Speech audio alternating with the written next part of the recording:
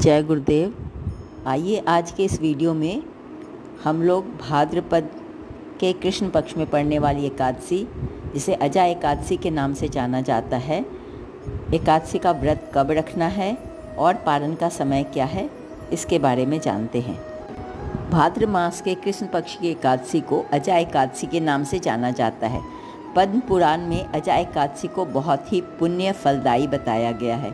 इस एकादशी का महत्व इसलिए भी अधिक बढ़ जाता है क्योंकि यह एकादशी जन्माष्टमी से 4 दिन बाद ही आती है। पद्म पुराण के अनुसार अजा एकादशी का व्रत रखने से व्यक्ति के जीवन में सुख समृद्धि का वास होता है। साथ ही इस दिन व्रत रखने से साधक के जीवन में सुख समृद्धि और मोक्ष की प्राप्ति होती है। व्यक्ति के सभी पापों से मुक्ति मिलती है। आइए सबसे पहले हम लोग जानते हैं कि अजा एकादशी का व्रत कब रखना है।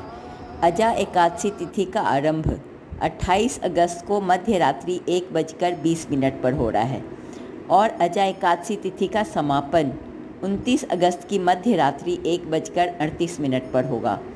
उदया तिथि में एकादशी तिथि 29 अगस्त को होने के कारण अजा एकादशी का व्रत 29 अगस्त को ही रखा जाएगा।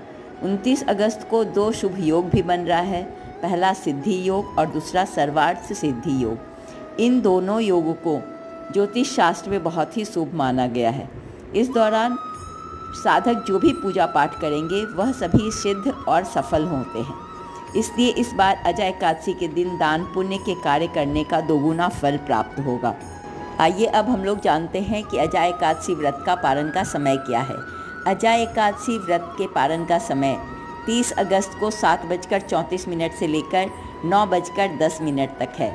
एक बार फिर सभी साधक ध्यानपूर्वक सुने कि इस बार भाद्रपद के कृष्ण पक्ष में पड़ने वाली अजा एकादशी का व्रत उदया तिथि के अनुसार गुरुवार 29 अगस्त 2024 को रखा जाएगा। अजा एकादशी के व्रत का पारण का समय 30 अगस्त 7:34 से लेकर 9:10 तक है। 30 अगस्त शुक्रवार के दिन। आइए अब हम लोग एकादशी के व्रत के नियमों को जान लें।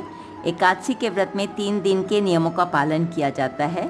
जैसा कि हम सभी जानते हैं कि 10वीं तिथि के दिन सात्विक और शुद्ध भोजन करना चाहिए। तामसिक वस्तुओं का त्याग करना करें और प्याज, लहसुन, चना, मूंग, साग इत्यादि का प्रयोग ना करें। साधक को 10वीं तिथि के दिन नित्य क्रिया से निवृत्त होकर के भगवान सूर्यदेव को अर्घ्य दें, सात्विक आहार लें और संध्या के पूर्व ही भोजन कर लेना चाहिए। एकादशी तिथि के दिन नित्य क्रिया से निवृत्त होकर के नदी में अथवा घर के ही नहाने के पानी में गंगा जल डालकर स्नान करना करें। शुद्ध वस्त्र धारण करें और सूर्यदेव को अर्घ्य प्रदान करें और फिर साधक एकादशी के व्रत का संकल्प लें। भगवान विष्णु और माता लक्ष्मी की प्रतिमा स्थापित करके विधिवत गंध, पीले पुष्प, धूप, दीप और नैवेद्य से भगवान विष्णु की पूजा अर्चना करें। उसके बाद भगवान विष्णु के किसी भी मंत्र का जाप करें, जैसे कि ओम नमो नारायणाय, ओम नमो भगवते वासुदेवाय, या फिर हरे कृष्ण कृष्ण कृष्ण हरे हरे, हरे राम राम राम हरे हरे। उसके बाद अजा एकादशी व्रत की कथा को जरूर श्रवण करें। पूरे दिन अपना काम करते हुए भी ईश्वर का स्मरण करते रहें, उनका नाम जपते रहें। जो साधक पूरा उपवास नहीं कर सकते हैं, एक समय फलाहार ग्रहण कर सकते हैं। ध्यान रखें, एकादशी व्रत के दिन तुलसी माता को जल अर्पित नहीं किया जाता है। संध्या के समय उनके समक्ष घी का दीपक जलाएं। द्वादशी तिथि के दिन नित्य क्रिया से निवृत्त होकर के स्नान करके शुद्ध वस्त्र धारण करें, भगवान विष्णु की पूजा अर्चना करें। उसके बाद ब्राह्मण भोजन कराएं। अगर ब्राह्मण भोजन कराना संभव न हो तब ऐसी स्थिति में किसी ब्राह्मण को भोजन दान करें और फिर समय के अनुसार व्रत का पारण करें। अजा एकादशी के व्रत का पारण तुलसी दल अथवा किसी ऋतु फल से कर सकते हैं।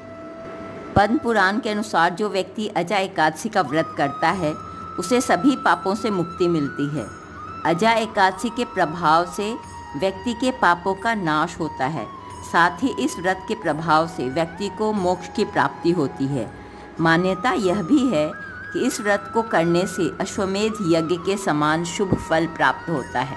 तो यह थी अजय एकादशी के व्रत से संबंधित जानकारियाँ। धन्यवाद।